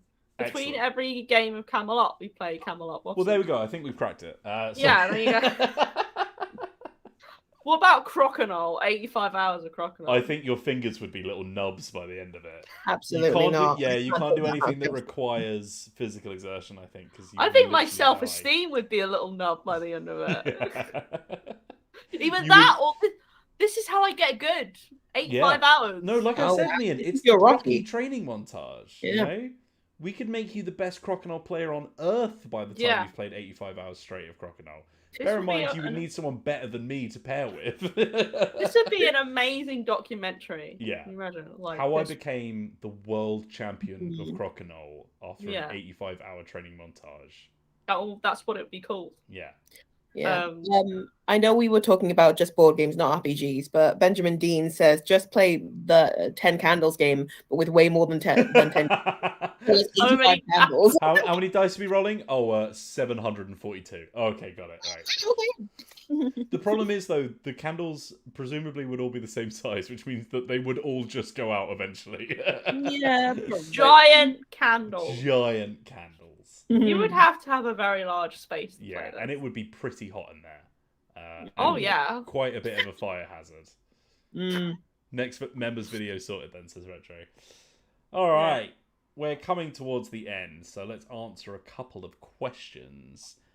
If you've got any for us, please dump them in the live chat. And just as a reminder, if you are catching this outside of the live recordings and you're watching it on wherever you get your podcasts or here on youtube.com/Dicebreaker, feel free to either leave a comment in the next chat, or if you want to get there in advance, just like we have one here, you can email us at podcast. Email. Thank you very much, Meehan. You can email us at podcast@dicebreaker.com. So, I mean, I will say this wasn't in advance. This was during. This wasn't. Yeah, I'm looking at it now, and I'm like, that's not an email, is it? No, I cheekily but you that. could have. You could have, yeah. Well, Meehan, would you like to read out this question here from Reclaimed Dazen-like? Reclaimed Dazen-like asked a question. Just asked, what Dark Souls would you like to play in an RPG? What sort of story, I think they were meant to say, would you want to tell? Or do they mean like what Souls like? game. Yeah. Like, out of all the ones that they've done now. Bloodborne, right? The right choice is Bloodborne. Bloodborne is I'm gonna the one say that I'm gonna I just say that struggled to I've get into not the played most. like any of them, so I'll just Liv, we'll like a start big. with I mean, you. neither have I, Yeah. but Liv, like, you've only Okay. played one, so feel free to just say the one that you've played. Number 1. Good choice. Thank you. Yeah, Bloodborne. the one that I enjoyed the most was number 3, but that was the Okay. one that I think was the most approachable. Mhm. Which, you know, because the everlasting debate of whether or not Dark Souls should have difficulty modifiers, which I think they probably should. I ended up enjoying Dark Souls 3 just because it's a little bit less intense. gatekeepy. Yeah. But yeah. But the problem with a lot of the Dark Souls, there is like from what I understand, and most of this is just coming from having watched multiple videos created by HR Bomber Guy about Dark Souls. Why form your own opinions when you can just watch YouTubers and let them do it for you? Look, I don't want to put Subscribe to us myself today. through it. I don't want to put myself through playing the Souls game because I know it would draw out of me a horrible person that I don't want to know, because I've played games before that are challenging and they just make me cross. So I don't want to put myself through that for myself and for everyone else. Mhm. But from what I understand, it's the case of like a lot of the difficulty isn't necessarily like the AI, the amount of damage you do, etc. It's like not knowing about certain things that you really need to know. Yeah. Like, oh, there's this piece of equipment, but it does this thing, and the game just does not tell you. Oh yeah, no, it that is stuff. awful at communicating things, which is But why there are 400 different Wikipedia entries for everything that exists in those games. Yeah, so it's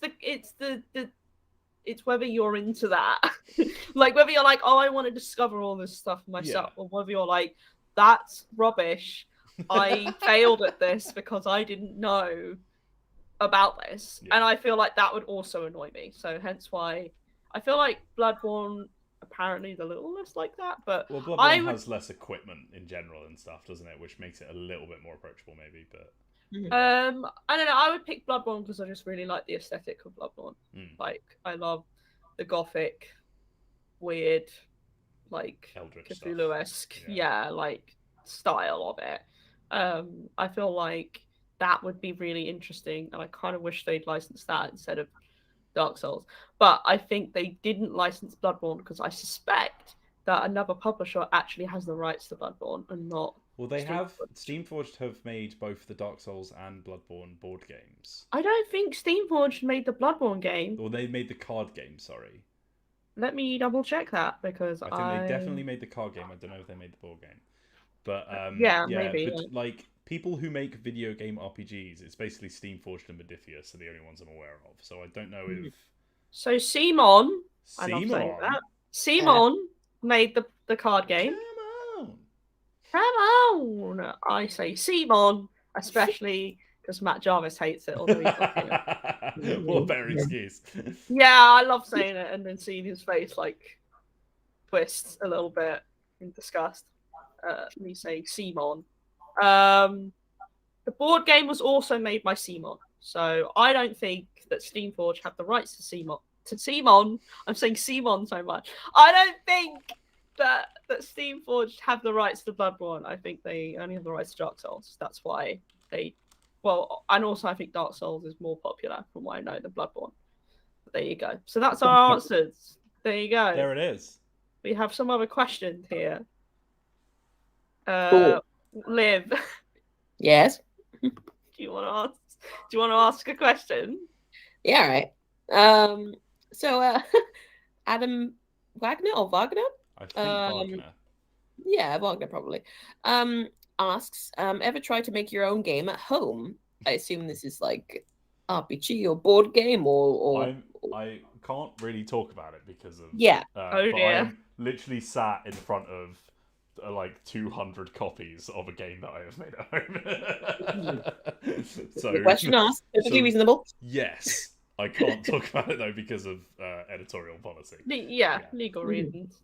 But I think a lot of I think more people are game designers than they realize. Especially with RPGs. Just whenever you start fiddling with how a game works, you are designing games. I don't know if people realize how much of a commonality it is to go home and tweak with things and homebrew and modify and all that kind of stuff. And it's just because you are modding a game doesn't mean that you're not a game designer or developer or whatever you want to call it. So I would assume that Liv, you have done at least some of those things. And therefore, if you wanted to describe yourself as a game designer, I don't think... As a gamer. As a capital G gamer. Yeah, if you wanted to describe yourself as a game designer, I don't think anyone should be able to stop you from doing that, Oh, they can't stop me. No, I've created my own worlds. I've created something I want to get into is creating homebrew, specifically for D&D 5e, but I would love to do some homebrew character classes and stuff like that. That's something I would love to get into. But also I have a kind of idea in mind for maybe an RPG of my own, maybe. So that's something I would like to get into as well. Tried to make a board game myself. Too much for me. Can't do it. What about what was it? The one you made for Taskbreaker. Oh my god, what's it called? Doggone it! Doggone it! Yeah, I can make a pun. I can do a pun game. It's not real though. But yeah, no. Department. That's still game design. Yeah, or the marketing department. Get it? Because it was a dog thing. Yeah. Yeah. So that's where my creativity shines. But yeah, no, I really think that I could come up with something quite cool. Definitely overpowered for an RPG class. That'd be fun. That's where I'd like to start. Any design inklings? Well, as we all know, I'm a talentless hack. Right. That's not. Yeah, of course. Yeah. All right. So I've never made anything worthwhile in my entire life. Sorry, I don't know. Is this Twitter talking? No, I really. So, a bit of backstory on me. Hi, Okay. I'm Alex Meehan. Hello, I'm Alex Meehan. Yeah. Finally, character backstory. Let's go. When I was a wee lass, Mhm. I, as you often do, I went through many phases of various jobs or careers I wanted to do when I grew up. One of them was horse riding, which is not a job. Jockey? Is it jockey? Yeah, I guess so. Another one was artist. Mhm. Although then I found out I'm not actually that great at art. I was passable. I did a GCSE in art and I managed to pass my GCSE. So literally by drawing, possible. yeah, by drawing a lot of peppers. Then I wanted to write fiction because I read a lot. I still read a decent amount, not as much as I would like. And I got into creative writing quite a lot. But then I realized I was bad. So I'm starting to think that maybe it's not an inherent lack of talent, but maybe you being a bit hard on yourself. Yeah, a little bit. Well, that's kind of why I went into journalism, if you can call it journalism, instead. Yes, we do. Yeah, I went into non-fiction writing because when it comes to writing in prose, what we call it, so poetry, don't even talk to me about poetry. Yeah, poetry. When it comes to writing in prose, I'm pretty good, but when it comes to actually coming up with stories and semi-original ideas, I just can't do it. I've tried before, when I've got a structure, so if I'm coming up with an RPG campaign or something, or a character for that, great, love that stuff. But if you have to sit me down and say make an RPG or make a board game, I'm I don't know what you need the scaffolding. I need scaffolding to do. But I mean, an artist used references. There are yeah, but ways that's a different cup of tea from this is your task, do this task. and I'm like, I can do that task. I think it's the approach that you take, though, isn't it? Because you can set yourself those tasks, right? You could be like, I guess so, yeah. You could look at a story that you like, look at the way in which it's structured, you know, in the same way that an RPG module would be, or whatever, and say, okay, well, if this is structured like this, like, then this is where these elements go. Like, I think sometimes it's just breaking it down, isn't it? I'm just not great at like coming up with this is the world and this is the thing. It also helps because it sounds like you're being a bit like hard on yourself a little bit, but like if you do something and you're not like afraid of failing at it, if you just like I got like a fair amount of words into like a book I was writing, I stopped because I kind of got too into my head. But like, as long as you're just willing to fail a little bit and then go back and rework it, just get it out there. Like, I mean, sometimes I'll have like spontaneous ideas about RPGs. I feel like board games I would really struggle to design because my brain doesn't work like board games that. are a bit more mathematical. Yeah. They're mechanical and my brain and mechanic no. But RPG, you know, I'm a bit more on the creative side. But like, I don't know, like the other day I had an idea about an RPG based on the song from Encanto, We Don't Talk About Bruno, brackets, no. That was the idea I had. I was like, what if there was an RPG where you each take turns to say what was predicted about you? And then... Hey, Meehan. That's cool. Hey, what? Meehan, guess what? What? That's game design, baby. Not a very good game. That was you designing games, baby. That makes you a game designer. I wrote it down on like a piece of paper, and I don't know where that piece of paper. You wrote it it on a piece of paper. It is officially you have made. That's what I'm sorry. That is it. That's how it works. Now I just need to get the license from Disney. Yeah. Or don't do that because then you'll make a D&D 5e adaptation. I don't know. Call it We Don't Talk About Bob or something. I really want to make an RPG based on RuPaul's Drag Race where the stats are charisma, uniqueness, and talent. Absolutely. Yeah. Do that would be cool. You know? Yeah. I know. I might do it. Yeah. Like literally, as Liv said, and this goes for everyone listening. This isn't just to Meehan. Like, you can't expect greatness from yourself the first time you do something.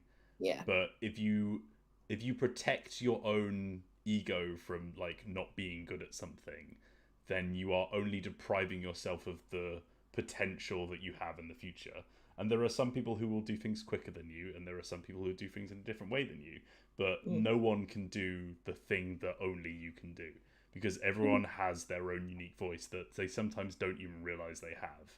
So if you don't strive to go for it and to take that and to make it, then it will never come about, and you will be depriving the world of that. So believe in yourself. That's the place to start. Yeah. And I said, hey. I saw a post that was like, hey, somebody out there needs the book you're gonna write. Like it's gonna mean a lot. So it's the same with an RPG. Somebody out there needs the RPG that you might write. Yeah. You know? There's a thing that I saw an artist talk about where because like everyone who likes to make art has like a level of taste, right? And the more that you like look at art and experience art, like your taste gets defined. And you want to make the thing that your taste is at a level at, but you can only make the thing that you're physically currently capable of. So you have to struggle through the like section of time that it takes you to gradually build into that taste that you have, and eventually you'll get there. But one of the worst pitfalls you can fall into is like when you look at your own art, you see all the things that you hate about it. You don't realize that you're looking at it from the hypercritical perspective of someone who has gone through every single step of the creation process to get it there.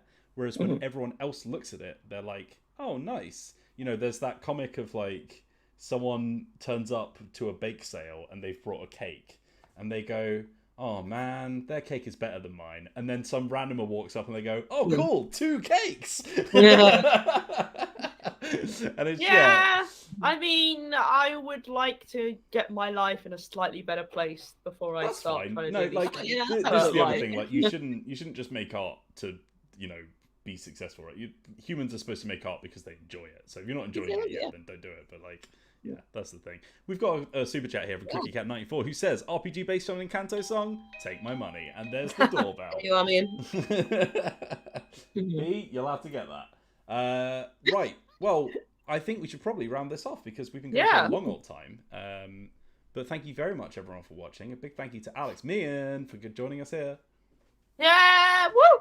And a big thank you to Olivia Kennedy for also joining us here. Yeah. And a big thank you to Liv for also doing a noise. I would love it if you'd open your mouth and like an air horn sound would come out somehow. Oh. Thank you very much for watching, everyone. This has been the Dicebreaker Podcast.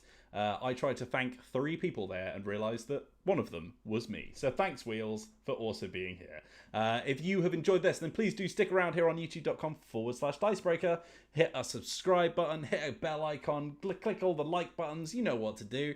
It helps us with the algorithm and lets more people see the things that we like. So if you like it, then help them see it as well. If you're not watching us on YouTube and you're finding us on wherever you get your lovely podcasts, why not come over and visit us? And you can also go over to Dicebreaker.com where we got some fantastic stuff that Alex Meehan and Matt Giles and all those kind of people are working on right now. I will quickly give a shout out to that Legend of Vox Machina article. Matt wrote a piece about why Yu-Gi-Oh! Master Duel is good. Don't believe him. We have different opinions. We've recently updated our co-op board games list, so it's entirely new. And also, our lovely contributor Chase Carter wrote a list of the best tabletop RPGs you should play after watching The Expanse, which recently finished. So there you go. Also, on the YouTube channel that you are currently watching, remember 5 p.m. today, 5 p.m. GMT, in an hour. It's going to be a review of The Legend of Vox Machina from me, and there are different opinions from Meehan's, and both are good. Wheels, is there going to be a video of the weekend, maybe? Oh my god, there is, Liv. How did you know? On Sunday, there's going to be a list of all the best upcoming RPGs of 2022. All the things that we are looking forward to from the TTRPG space, as written by Matt and Meehan and as recorded by me. So have a little look out for that. If you prefer your lists in video form, please do give it a like and a watch. But until you see that, and until then, thanks so much for watching the Dicebreaker Podcast. We will see you on the next Dicebreaker video. But until then, have a lovely day. Goodbye. Bye.